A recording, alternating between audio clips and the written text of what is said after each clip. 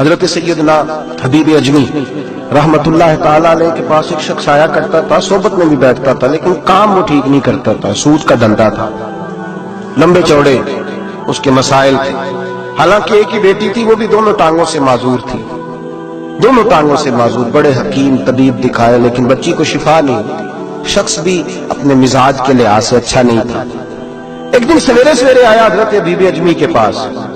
توجہ ہے آپ دوستوں کی میری بات، غور ہے میری بات پر کیا سمجھانا چاہ رہا ہوں۔ کہتے سویرے سویرے آیا تو کہنے لگا حضور مجھے توبہ کرا دیں، آج کے بعد نہ جھوٹ بولوں گا، نہ حرام کھاؤں گا، نہ شراب پیوں گا۔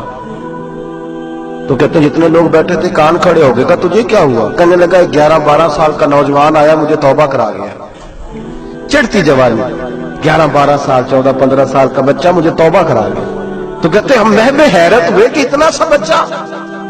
تو کہتے ہیں کسی نیک باپ کا بیٹا تھا، کسی پرہیزگار ماں کا بیٹا تھا، گھر میں تربیت ہوئی۔ اتنے بچے تو خانقاہ بھی نہیں جاتے، اتنے سے بچے تھوڑی کسی ادارے کے فارغ التحصیل ہوتے ہیں، کس مدرسے سے پڑھے ہوتے؟ کہتے چھوٹی سی عمر۔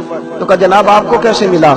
تو وہ شخص کہنے لگا حضور کل میں گیا بازار، میں نے بغداد کے چوک سے 10 کلو مچھلی بھی خرید لی اور کچھ اور ضرورت کی چیزیں بھی، مہمان آنے تھے، وہ سارا کچھ خرید کے میں جب نکلا تو سامان زیادہ ہو گیا۔ چوک میں مزدور بیٹھے ہوتے تھے، میں نے کہا بھئی میرے ساتھ فلاں محلے تک سامان پہنچانا ہے۔ وہ بچہ کہنے لگا چچا اگر میں چلوں تو، میں نے اس کو ایڈریس وغیرہ بتلایا تو 3 دینار مزدوری طے ہو گئی سامان گھر پہنچانے کی۔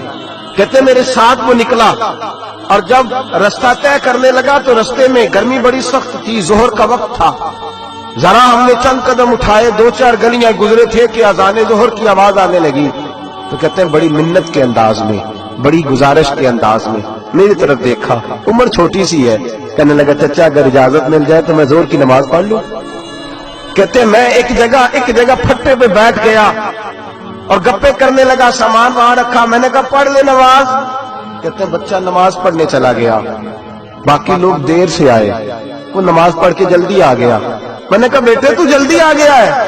کہنے لگا اس لیے جلدی آیا ہوں کہ آپ یہ نہ سمجھے یہ کام چور ہے، میں نے نفل چھوڑ دیے ہیں، فارغ ہو کے پڑھ لوں گا۔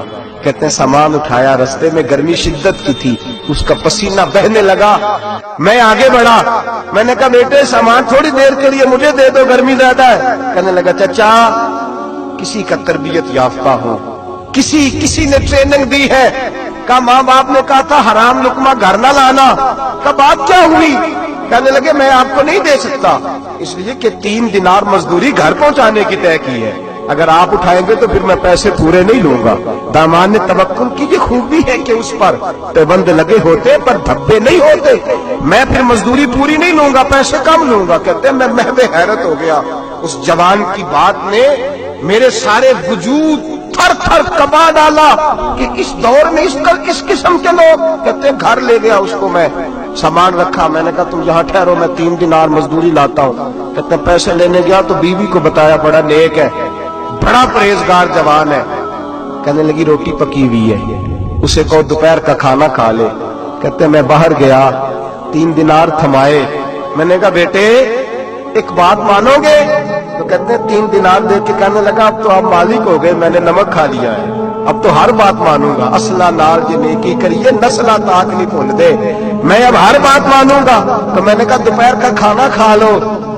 کہتے ہیں اس کی گردن جھک گئی اور بڑے دھیمے لہجے میں کہنے لگا میں نہیں کھا سکتا، میں نے روزہ رکھا ہوا ہے، روزہ رکھا ہوا ہے، نفلی روزہ رکھا ہوا ہے۔ کہتے ہیں میں اور پریشان ہوا، میں نے فوری طور پہ سوال کیا کہ اب تو کدھر جائے گا؟ تو کہنے لگا اب میں کہیں نہیں جاؤں گا، میرے 1 دن کا خرچہ میرے ماں باپ نے جو ڈیوٹی لگائی ہے وہ 3 دینار ہے، پورا ہو گیا ہے، اب میں باقی جو وقت بچے گا یا قرآن پاک کی تلاوت کروں گا یا محمد عربی پہ درود و سلام پڑھوں گا، میں اب کوئی اور کام نہیں کروں گا۔ شخص کہنے لگا کہ میں نے کہا افطاری کر لینا، کہنے لگا مجھے مسجد بتا دو، میں جا کے اللہ اللہ کرتا ہوں، مجھے شام کو لے آنا۔ افطاری ہمارے ساتھ اس کی طے ہو گئی، مسجد چلا گیا، مغرب بعد لینے گیا تو کہنے لگا عشاء کے بعد آنا، اب تو میں نے پانی سے افطار کر لیا، کھانا کھانے جاؤں گا تو جماعت رہ جائے گی۔ کہتے ہیں عشاء کے بعد میں لایا، اس کو کھانا کھلایا، رات گہری ہو گئی تو میں نے کہا تو سو نہیں جاتا؟ کہنے لگا کوئی عرض نہیں، کبھی دور مزدوری کرنے نکل جاؤں تو رہ بھی جاتا ہوں، گھر والوں کو پتا ہے۔ کہتے میں نے مسافر خانہ کھولا، یوں سمجھیے ڈرائنگ روم بیٹھک میں نے کھولی، اس کو سلا دیا، मैं और मेरी बीवी अपनी माजूर बेटी को रोटी देने गए और हमने जाके उसको खाना खिलाया जो टांगों से माजूर थी, और साथ कहा कि बेटी आज बड़ा परहेजगार जवान हमारा मेहमान है। आज चढ़ती जवानी और तकवे की रोशनी उसके चेहरे से चमकती है। क्या बात है, बड़े ही अच्छे घराने का तरबियत याफ्ता है। कहते हैं बच्ची को खाना खिला के लौटे, अपने कमरे में सो गए, बेटी अपने कमरे में लेट गई। तरस गए थे कि बेटी कदमों पे चले। तहज्जुद का वक्त हुआ तो दरवाजे पर दस्तक हुई। बड़ी बेचैनी के साथ उठे मियां बीवी, कौन है? बेटी की आवाज आई, अब्बा जी दरवाजा जल्दी खोलें। कहते हैं कलेजे फटने लगे, जहन बिखरने लगे। सोचे हैं कि वो 2-1 मिनट हमारे ऊपर पहाड़ बनने लगे। दरवाजा खोला तो वो बेटी जिसके लिए तरस गए थे कभी चलेगी, वो अपनी टांगों पे खड़ी है। कभी दौड़ के उधर जाती, कभी दौड़ के इधर आती। बेटियां परेशानी का फोन कर दे तो फिर भी आंसू निकल आते हैं, और बेटी घर में खुशी आ जाए तो फिर भी माँ बाप रो के ही शुक्र अदा करते हैं। इनके लिए रोते ही रहते हैं। कहते मैं तड़प गया। बीवी भी रोने लगी, बेटे ये क्या हुआ? हम तो मायूस होने लगे थे माज़अल्लाह कि अब तू ठीक नहीं होगी, क्या हुआ? कहने लगे अब्बा जी अम्मा जी आपने बताया ना नेक जवान आया है, नेक आया है, तो मैं आप चले गए तो मेरे दिल में ख्याल आया, ऐ अल्लाह अगर वो वाकई नेक है तो उसके सदके मुझे शिफाई अता फरमा दे। या अय्युहल्लज़ीना आमनू इत्तक़ुल्लाह वब्तगू इलैहिल वसीला, ऐ अल्लाह सेहत ही दे दे। कहते अभी मेरी दुआ भी पूरी नहीं हुई कि मेरा वजूद हरकत करने लगा, और ये देखो मैं उठ के खड़ा हो गई हूँ। कहते हम लोगों ने ये देखा तो भागे उसके कमरे की जानिब। जब दरवाजे पे हाथ रखा तो दरवाजा खुल गया।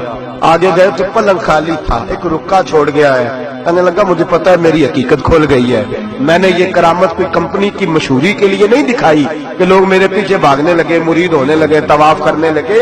मैं तो अल्लाह का बंदा हूँ। अगर तुम्हें मुझसे जरा भी प्यार हो गया है तो फिर मेरे पीछे ना भागना, अल्लाह की बारगाह में झुक जाना, फिर गुनाहों से तौबा कर लेना। इस वीडियो को शेयर जरूर करें, हो सकता है आपके एक शेयर से ये बात किसी के दिल में उतर जाए।